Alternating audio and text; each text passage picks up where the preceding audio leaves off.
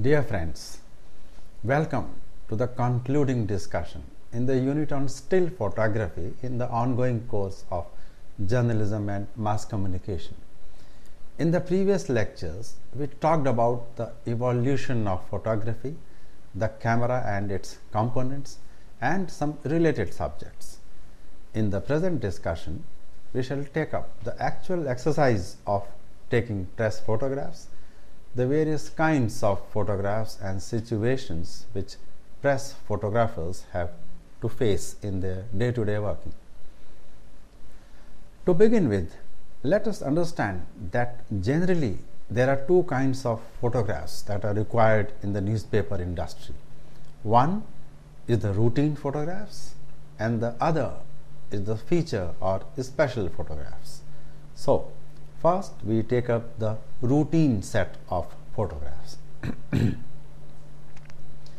The ordinary poses a particularly troublesome challenge for the press photographer.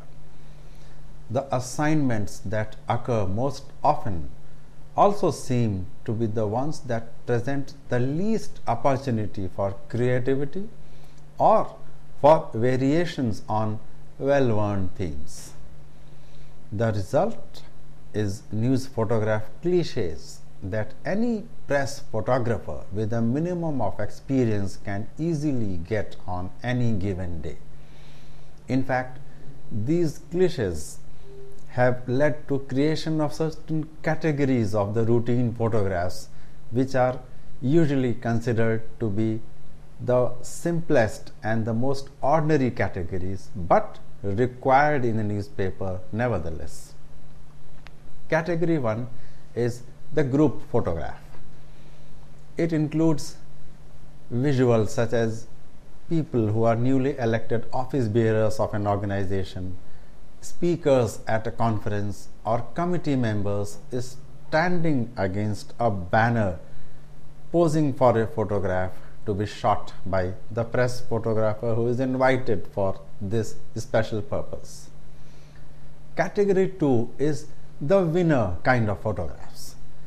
In such a situation, usually there would be somebody handing over an award and there will be somebody who will be receiving it, and there will be someone or some more people who will merely look on the ceremony. The third category is the handshake category.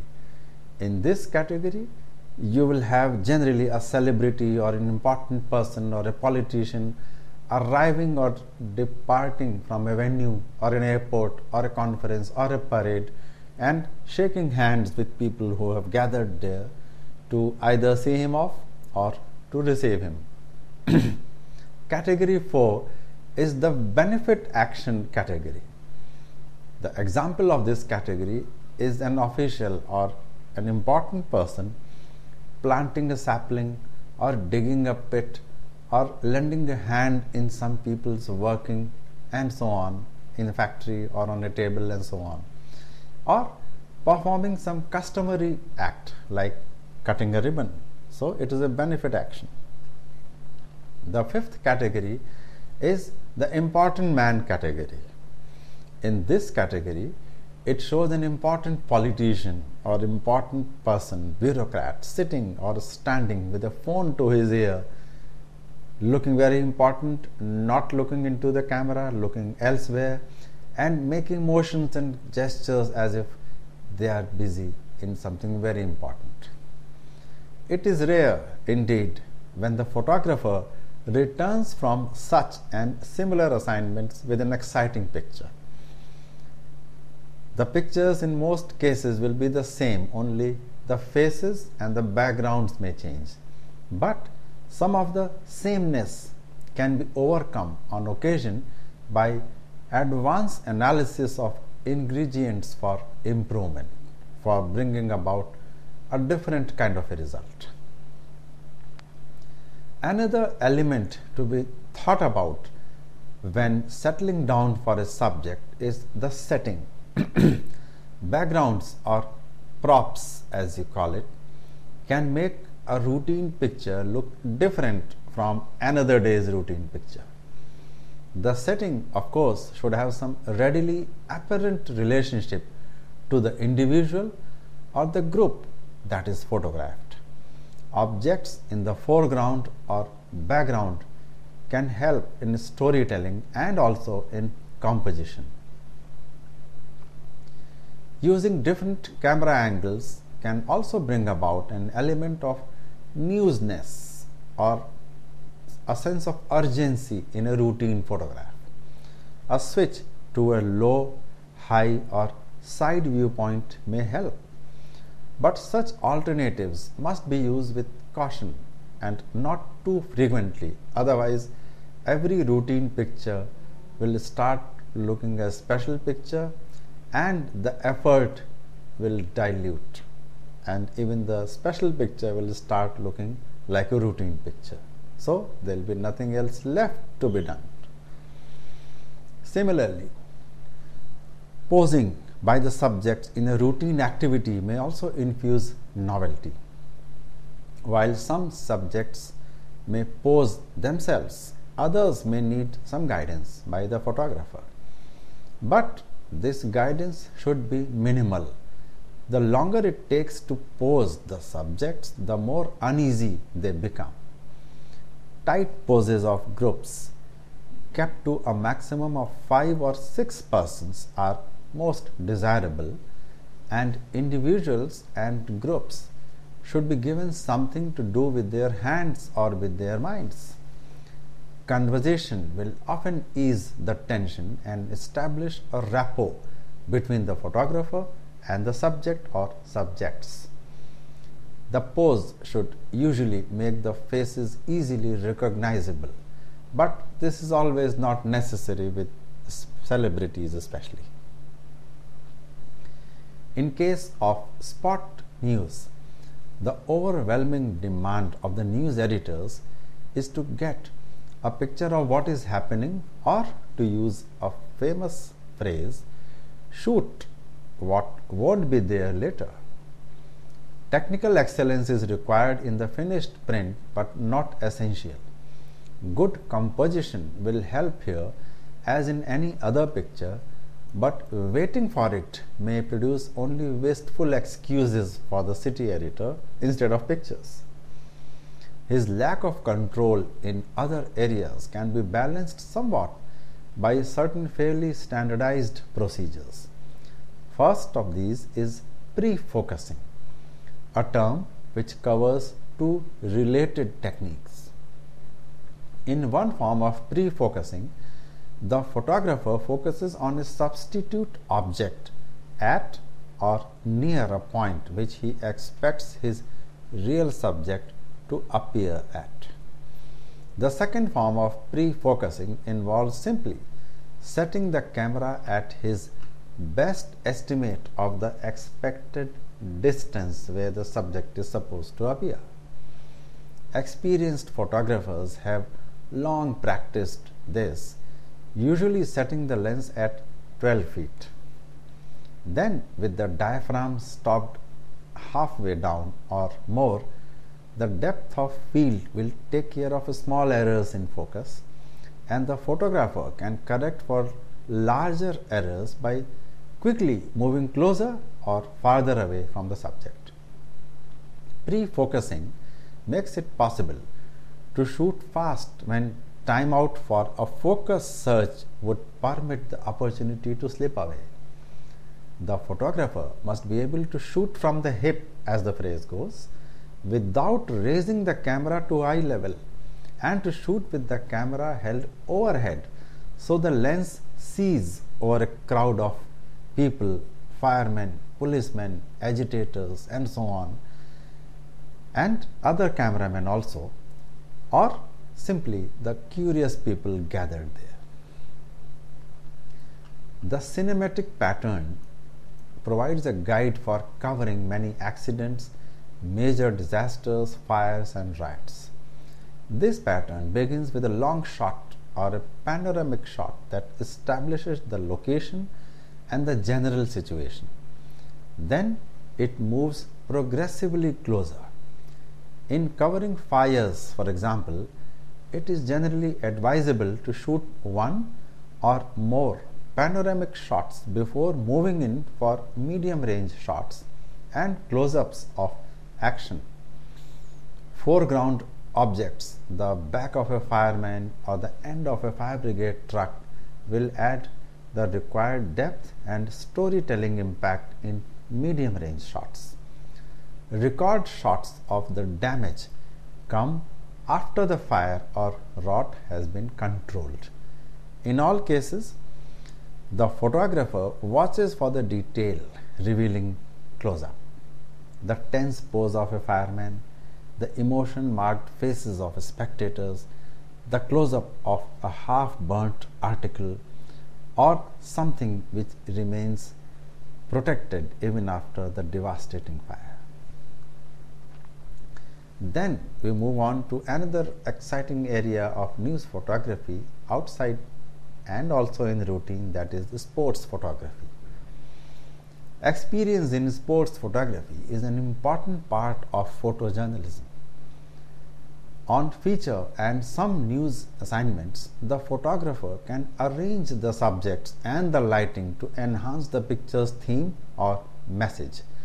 But the value and interest of the sports page picture often depends on the photographer's split-second timing and the ability to recognize good pictures in time to catch them on film. Many persons would be excellent camera reporters if they could somehow photograph a memory. The photographer must act in the same instant that he sees the possibility, much the same as a racing car driver reacts instantaneously to avoid a crash. The important aspects of sports photography are as follows. Number 1, timing and planning. Timing of the action of the shutter release finger is extremely important in sports photography. Disgruntled editors are created by action photographs in which participants appear tired and lackadaisical because the shutter was tripped a little too soon or a little too late. In all sports, there are fairly regular moments at which action reaches a climax. These moments are expected but are always thrilling and give each sport its spectator appeal. In these moments, the major elements of the story of the contest are concentrated. The photographer must learn to anticipate these moments and situations.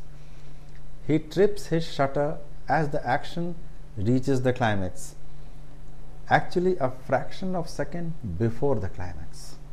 This anticipation, coupled with the reaction lag between telling himself to shoot and the actual tripping of the shutter, will most consistently produce negatives and pictures that would contain climactic actions rather than the anticlimax, which would happen a second later or a second earlier. The shot which halts the motion or a fraction of an instant before the climax imparts a greater feeling of continuing action, builds up a momentary suspense which the reader quickly relieves by reading the outlines to learn what happened as a result of the picture climax, like a leg or a hand or a bat raised in midair or a ball caught in midair just before it hit the bat, and so on. Photographers who have made the greatest names in sports coverage have first become knowledgeable fans, but not emotionally involved either through actual participation or by studying the rules and keeping up with day-to-day developments on which team is doing what, and by knowing the proficiencies of individual players. Through an understanding of team tactics, the photographer keeps a step ahead, preparing for what is likely to come next by getting into position for the best possible camera angle. Many persons attribute great sports photographs to mere luck. This cannot possibly be the philosophy of sports photographers who consistently turn in good pictures week after week. They cannot be lucky all the time. Their luck cannot hold for such a long time. It means there is some effort behind it. The odds are against the man who depends on luck for his livelihood. Occasionally, luck will play a part, but the percentages favor the photographer who plans rather than depends on Lady Luck to smile on him. A 3-point formula used by many successful photographers includes these points. Number 1, first of all, know the sports, be interested in it. This will eliminate most of the need for luck because you will know what is happening and when to anticipate. Number 2, make a plan. This must contain answers to questions such as, where will I cover this spot from? What do we want today? We got a picture yesterday, so what it's going to be now? And the third is anticipate. The only basic thing about anticipation other than knowing the sport and knowing where the play is the anticipation of focus. So how to go about it? Almost all good photographers will get to the event early. If it is an event that takes place within a certain area, he will mark certain key spots or points where action will take place, mark them in his mind on his foot scale so he can quickly change to one or the other and be ready to shoot when it happens. In fact, experienced photographers actually calculate the number of steps they have to step backwards or leftways or sideways from a chosen spot where they can get the best angle for the action that is taking place in front of them. So this brings us to the subject of camera angles. The camera angle is a very important part of the plan for making dramatic sports pictures. Usually with football, basketball, cricket, hockey and horse racing, a low camera angle puts more impact into the final picture. Two different camera angles are almost equally desirable for good football coverage or field sports coverage. The most widely used is from the sidelines. The other is high atop the grandstand or from the press box itself. Several minutes spent in pre-focusing for expected action at different points on the field will result in a higher percentage of sharp images. Lenses with reflex focusing and view finding and also preset diaphragms are a great support and aid in shooting from the sidelines. Long lenses from the sidelines are desirable because they put the newspaper reader close to the action, so close that he may actually feel as though he was participating in the sport. This type of close-up action shows the reader the facial expressions and other details of the player that he was unable to see from the galleries of the grandstand. And this is a major factor in building the reader interest in the sports page. Intelligent, judicious cropping will help move the reader close to the action. Good cropping plus large prints often will sell the sports editor on the photograph's favorite shots. The sports editor wants superior pictures for their pages, but sometimes they need to be shown by the photographers as to what is superior. So, sports photography is an exciting and a challenging task which most photographers look forward to. Incidentally, sports photography has now emerged as an independent discipline within press photography, and most sports photographers would prefer to remain in the sports photography area rather than go about covering other events in the city. And so is the case with other non-sports photographers who would often say that they do not know how to capture the right moment because they do not know the sport. So that is how a somewhat separate channel of photographers has evolved who are exclusively devoted to sports, and therefore a cadre of sorts of sports photographers has actually emerged the world over. So we now move on to the category of feature pictures or special pictures. In fact, an increasingly larger percentage of pictures published in daily newspapers fall into the category of features. The routine plus the feature pictures probably total about 90% of the photographs published in a newspaper today. Many feature pictures appear and reappear with enough regularity to be considered routine. Examples are weather pictures when the weather is not of the spot news dimension, that is gathered clouds, heavy rains, sharp sunlight and so on. Holiday pictures such as travelers, tourists, especially children in colorful clothes rollicking around. And the first day or the last day of schools, with children going in after a long vacation and coming out as the vacations begin the next day. These are some routine pictures which appear almost regularly at the set points of time. These routine feature assignments increase the pressure placed on the photographer's originality and imagination. Most other feature assignments call upon the photographer to uncover the appeal in what is generally regarded as the dull routine of everyday life.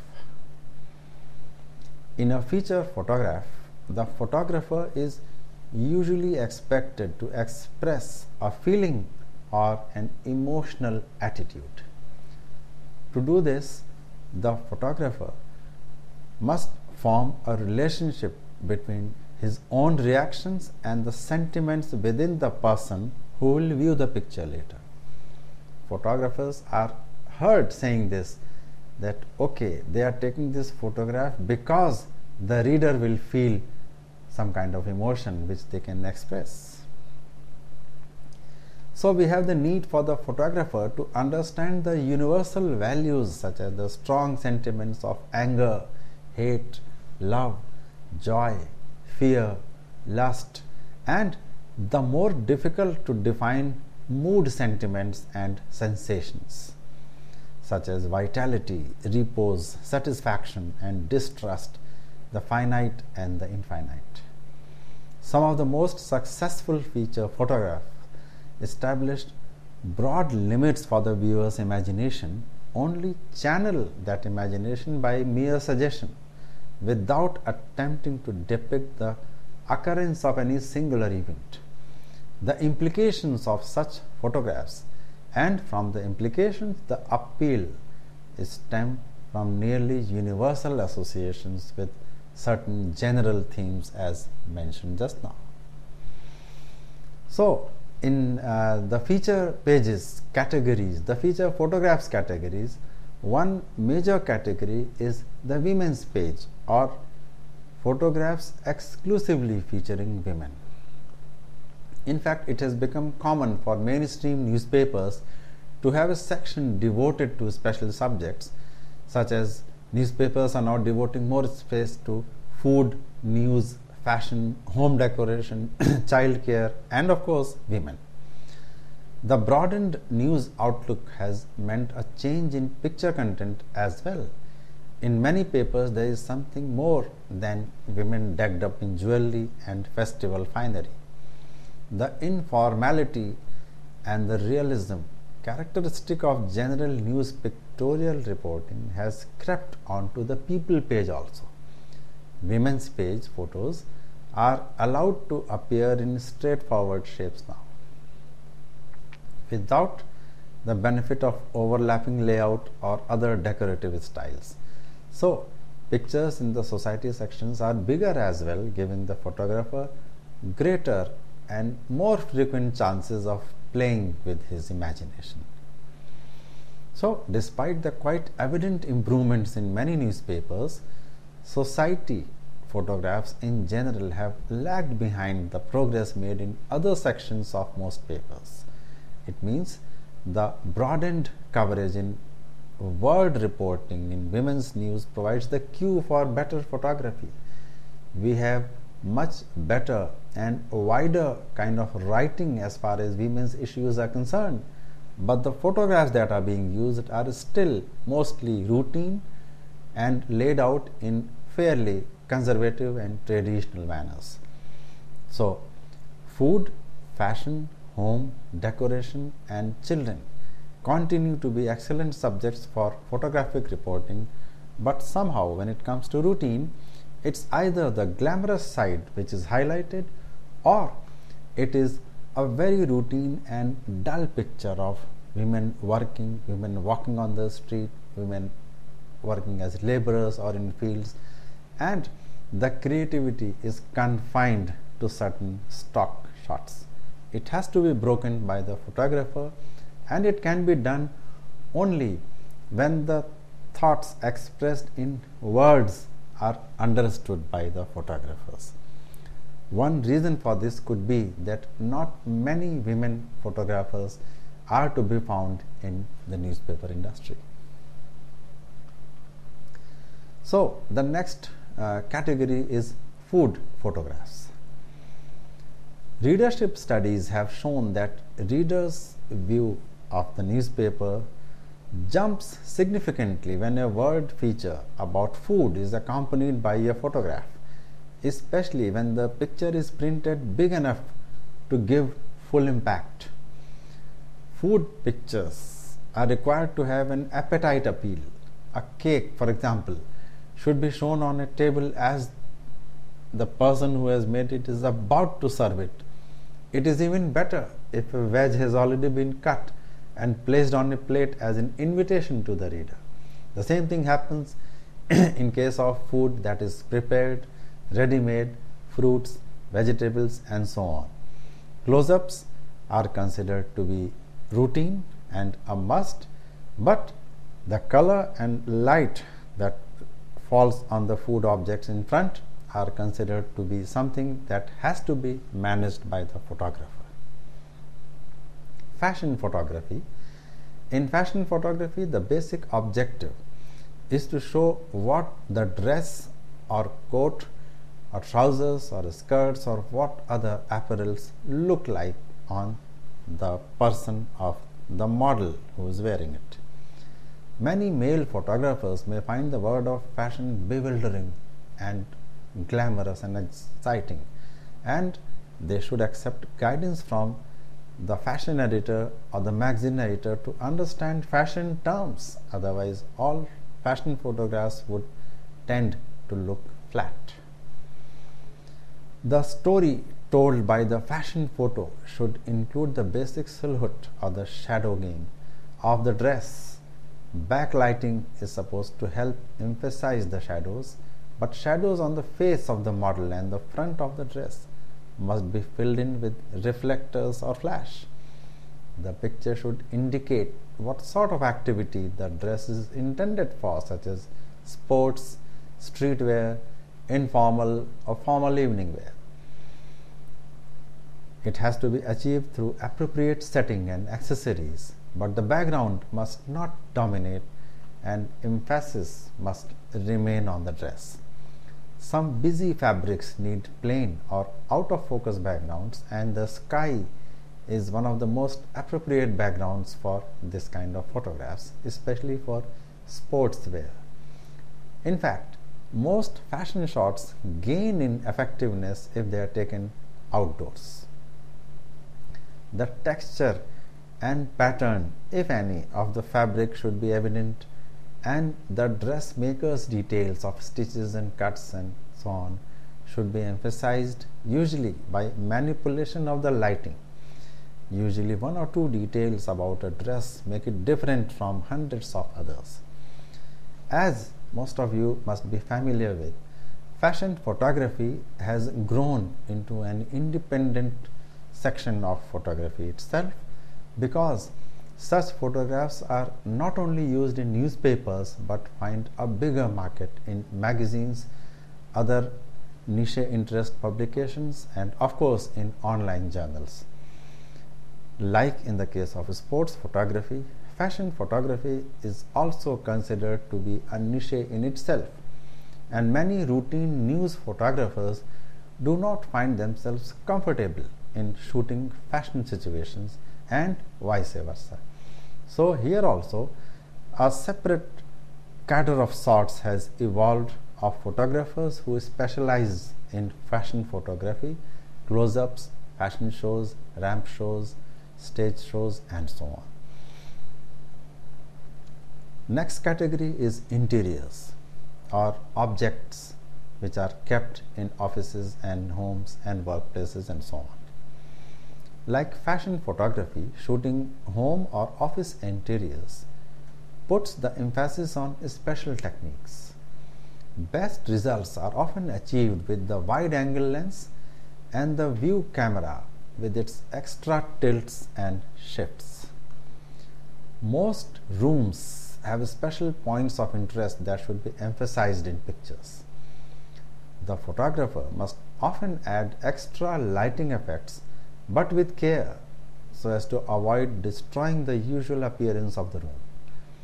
This can be achieved by such devices as substituting floodlights for the regular globes in light fixtures, holding a reflector-less flash bulb near a normal light source, or bouncing the flash or floodlights.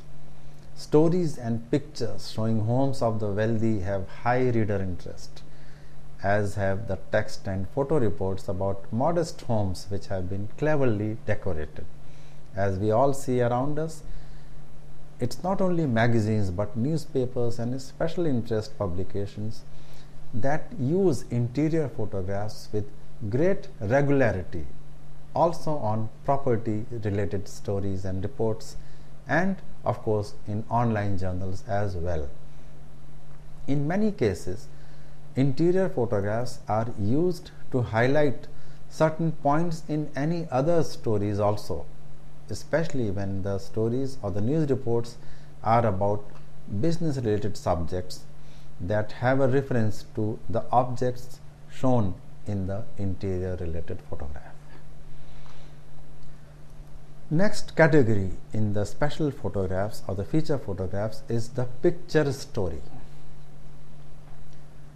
Newspaper readership studies consistently show relatively high reader traffic halts at most news illustrations or visuals related to news. The reader appears to get the strongest sense of identification or a sense of participation when the story progresses from a beginning through a series of related developments to a definite ending. This, of course, is a narrative, and a narrative can be presented in pictorial as well as textual form. The still photography of today's newspaper falls considerably short of being a serious challenge to movies or televisions in presentation of pictorial narratives. Nevertheless, the picture story with still photography is not only possible, but it is entertaining and effective as well.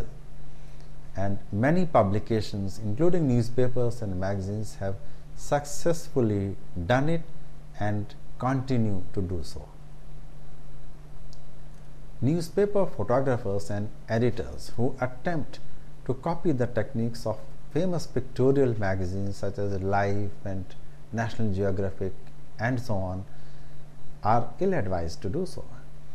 Space dimensions and other publishing factors are obviously not the same in a magazine and a newspaper, but newspaper men can study and adapt the magazine techniques so as to make them fit in a newspaper page, where an element on a page is generally not taken or treated in isolation.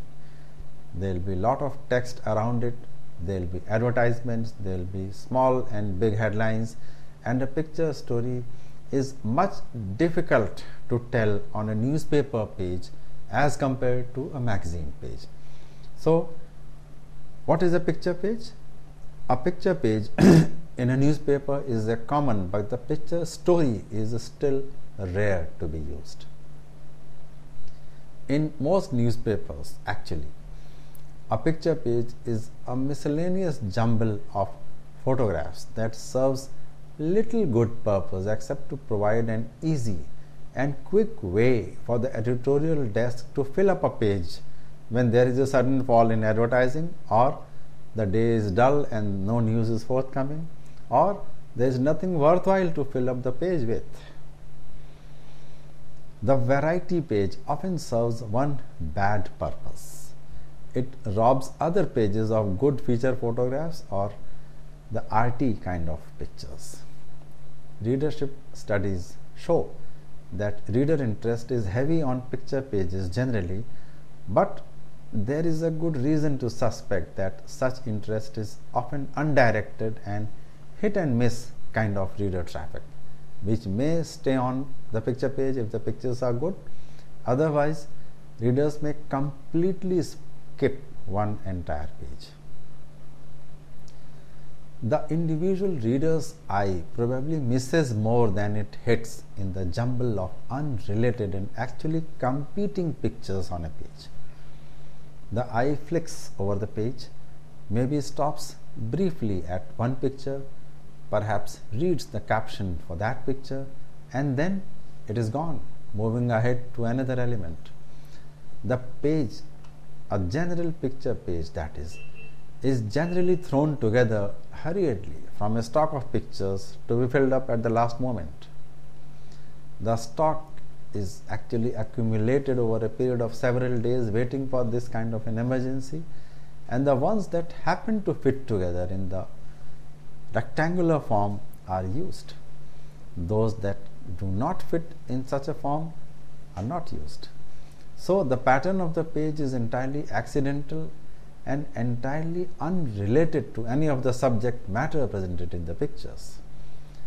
Well, this is not an accurate description of the methods used by all newspapers, of course, but it is something that happens very frequently with most newspapers. In fact, the same purpose can be served by related pictures on a relatively timeless local subject with a bit of careful planning. The picture page then can present a unified appearance on a subject of local interest that will not only attract but most likely hold the reader's eye. So, three types of picture groups are identifiable for a special photo section. One is the picture sequence, the other is the picture essay, and the third is the picture story. The picture sequence is the simplest in nature and the most limited in scope. It merely shows development of a particular action from a limited point of view and for a limited period of time. A sequence, on the other hand, could be a series of pictures showing a person in action during a speech or interview, concentrating on facial expressions and manual gestures, or a series of pictures showing continuity of action during one particular play in a sporting event. Sequences, in fact, have become standard procedure in sports coverage by many newspapers. Although all pictures are generally taken with the camera in a fixed position, the sequence can tell much more than a single shot. Special cameras are sometimes used which take many instant exposures automatically. The picture essay, the next category, that is, deals with themes or ideas which are frequently rather intangible and therefore difficult to express in visual form. Here, the camera changes its point of view without altering the photographer's concept of the central theme. The subject may remain the same throughout the series, or various but related pictures subjects may be treated. The most difficult aspect of the picture essay is consistently maintaining the theme or idea from picture to picture. Like the text essay, the picture essay may treat serious sociological, economic, or cultural problems, or it may concern light or humorous topics as well. In fact, as you can understand or gather, it is not always easy to distinguish between the picture essay and the picture story. The two forms actually overlap, but in general, the picture story has a beginning, a middle, and an end. The camera moves about, the scene changes, but the central subject usually remains the same in all pictures. And during the course of the story, something happens to the subject, and this happening is reported in the pictures. In essay, of course, the central subject may not be there at all, but the overall theme and the background would remain the same, and the camera will move from one place to the other, not with any one subject, but with the theme itself traveling from one picture to the other. Newspaper photographers and editors will find endless subjects for picture sequences, essays, and picture stories in their own backyards, in the everyday life of their communities, cities, villages, and so on. Since the universal implies the familiar, and in feature photography, good technique is taken for granted, it is not necessary that a picture of the familiar will have universal appeal. The merely familiar will not make a successful photograph. What makes the photograph is the photographer's ability to see more and see more clearly than the average observer. The feature photographer's opportunities lie in the confusing mass of impressions that beat upon us as we move through normal routine activities of the day. It is indeed the photographer's job to clarify, to intensify, and interpret by eliminating the non-essential elements so that the salient points have a chance to make their impression. Selection and organization of elements for emphasis is essential in a feature photograph. It is easy for the preoccupied mind to pass by feature picture possibilities in the routine of the city in a day's work. The photographer who has trained his mind to watch for good pictures wherever he looks will be the one who turns up with the unexpected, and he will get the doubly welcome feature shot. It can be something on the side of the road, outside a building, inside a market, inside a multiplex, outside a cinema hall, in a field, in a park, and so on. This trained mind comes for most photographers only from conscious effort. Actual concentration on looking for pictures wherever they go, until it eventually becomes an almost unconscious second nature activity. The pictures discovered in this way frequently have an immediate use in the newspaper. At other times, they may be held for use when a future situation creates a demand for such pictures. The photographer looking for feature pictures remembers that people are about the most interesting subjects in the world, especially their faces. But he does not look away from scenic shots, although he watches for views that are relatively simple in form, a simple cloud, a simple flower against a complicated background, and so on, with the forms separated by contrast between the light and the dark and not merely by the differences in color. The familiar, therefore, can be pictorially effective from a vantage point that is unfamiliar. Often, this is the explanation for the effectiveness of aerial shots, long shots, close-ups, and night views. In all these 3 or 4 conditions, even the familiar can look strange, exciting, and unknown.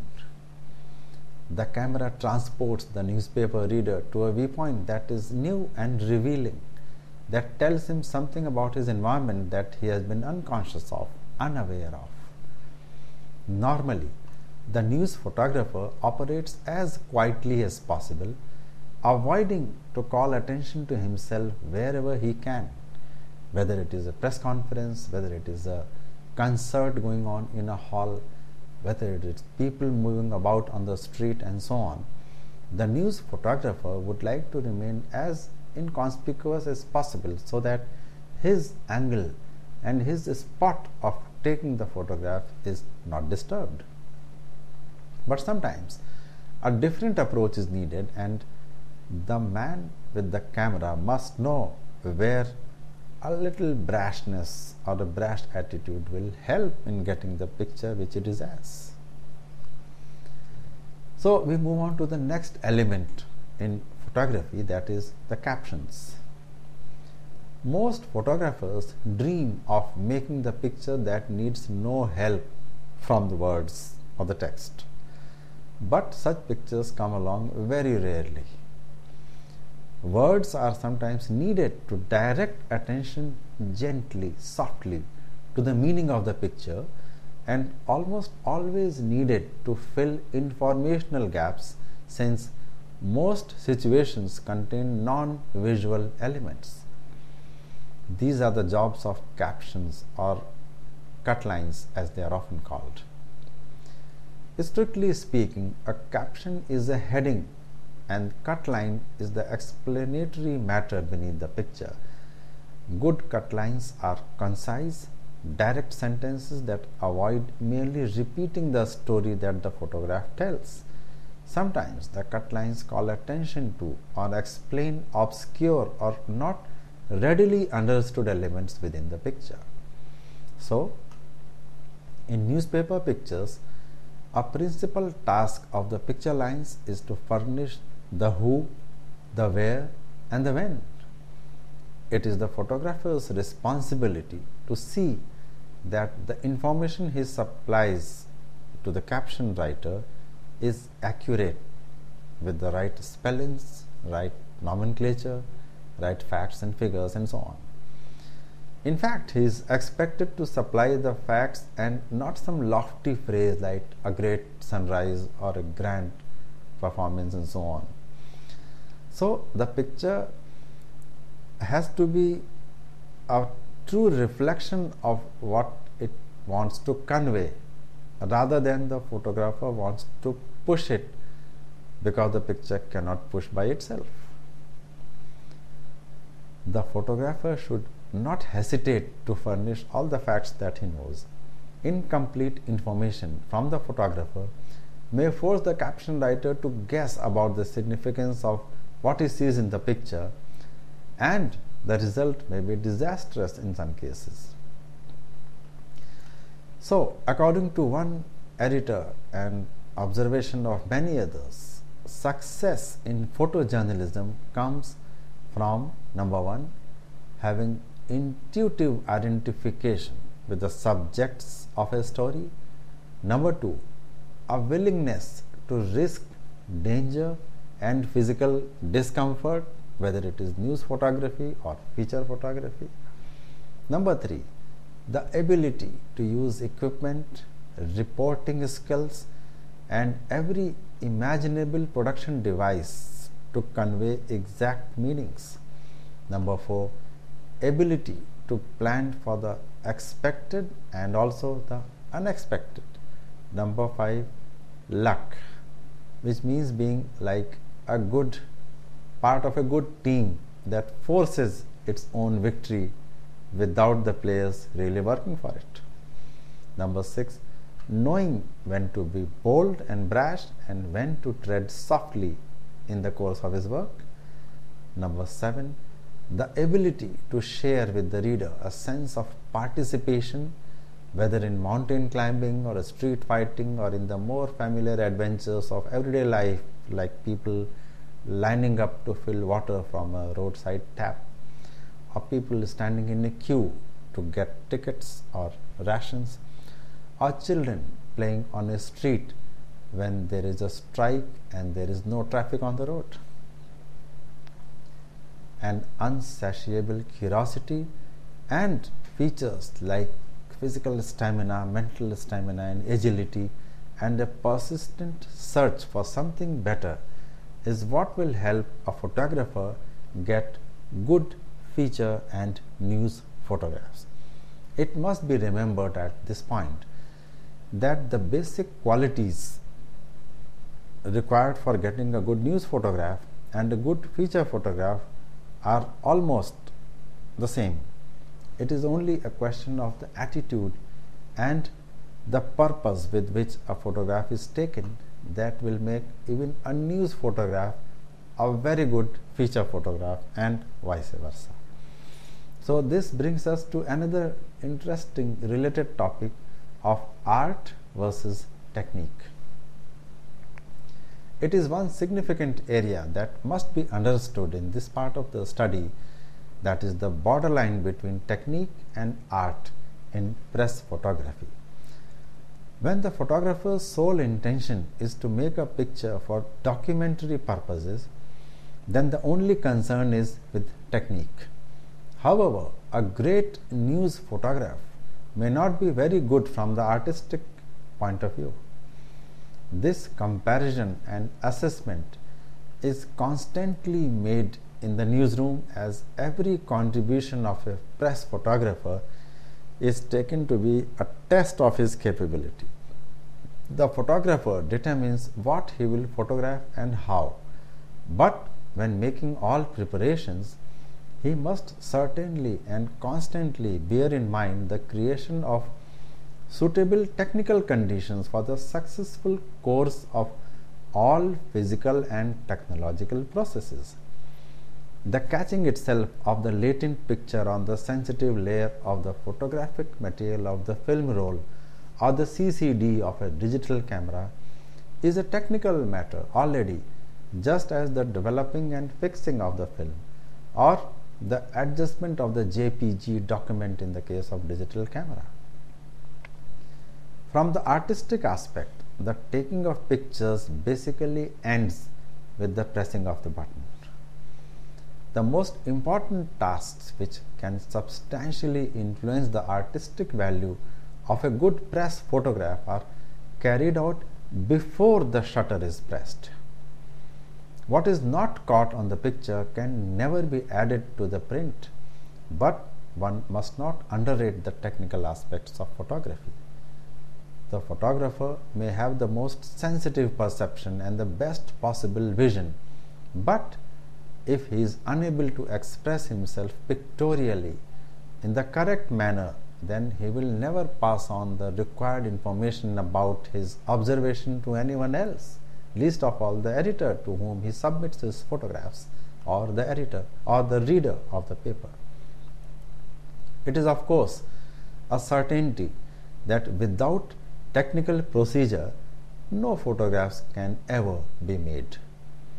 On the other hand, if all creative operations are discarded and only technical tasks are retained, then the resulting photograph would have only documentary value and not excite anyone enough for him to hold it in his mind for at least a short time. By expanding his technical knowledge, the photographer undoubtedly expands his range of coverage. Anyone not wanting to stagnate and seeking to expand the range of themes as well as to find unusual way of giving them shape must study technique for virtually his whole life.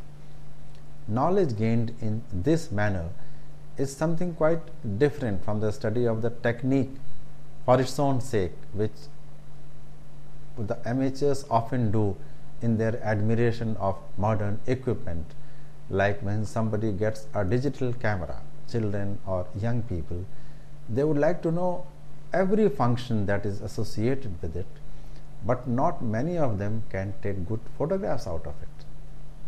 So technique is one thing which is important for handling the equipment and assessing the environment which is available for taking a photograph, the time of the day, the light at that moment, the availability or the distance of the subject and so on. But art is something which happens in the mind of the photographer, regardless of the type of camera he is using, regardless of the subject in front of him, and of course regardless of the time of the day or the amount of light.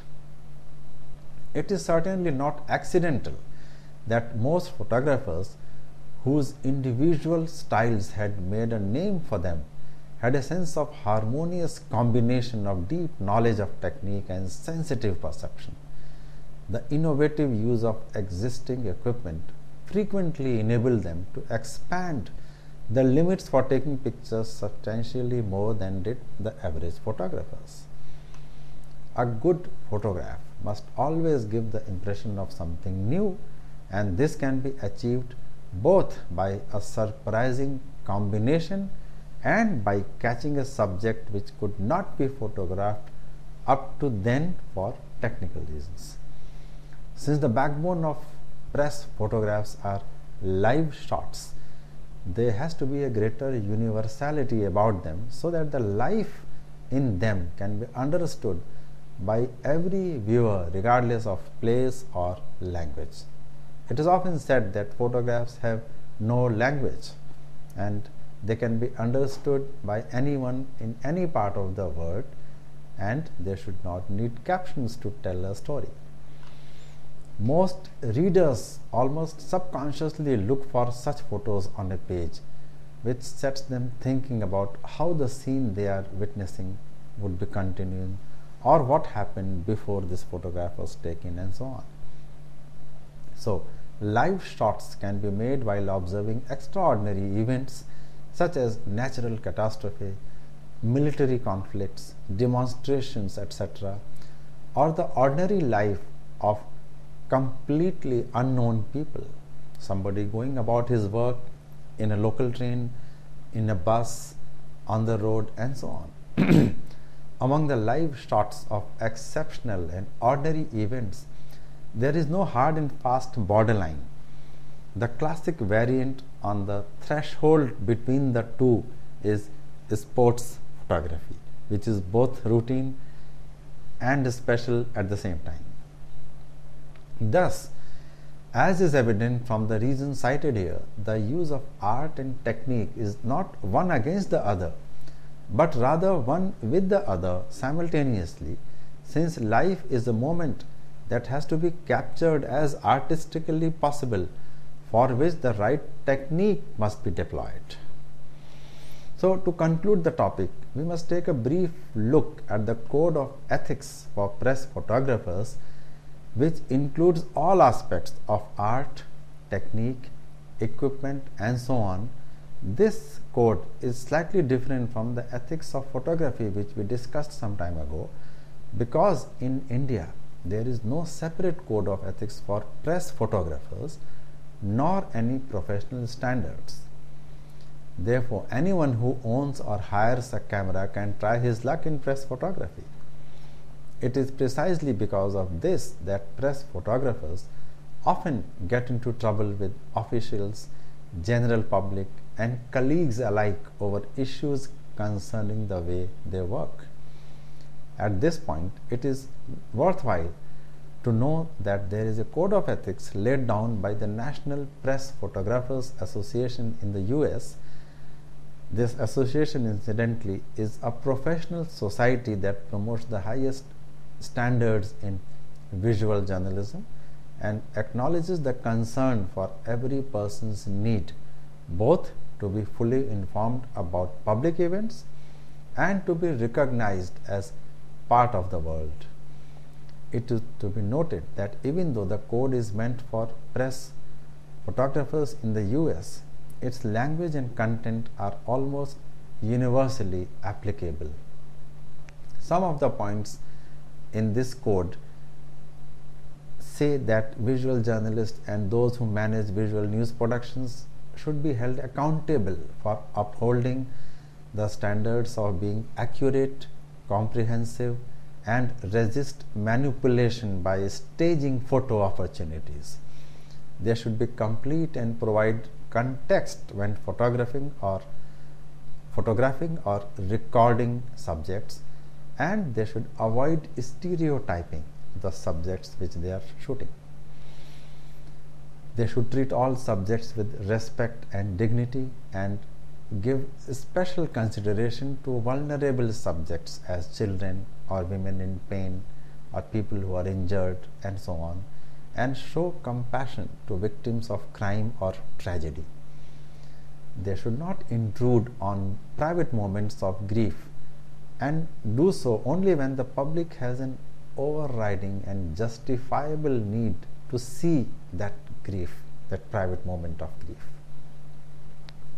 And editing should maintain the integrity of the photographic image's content and context, and photographs should not be manipulated or anything should not be added after the photograph has been taken to mislead the viewers or misrepresent the subjects.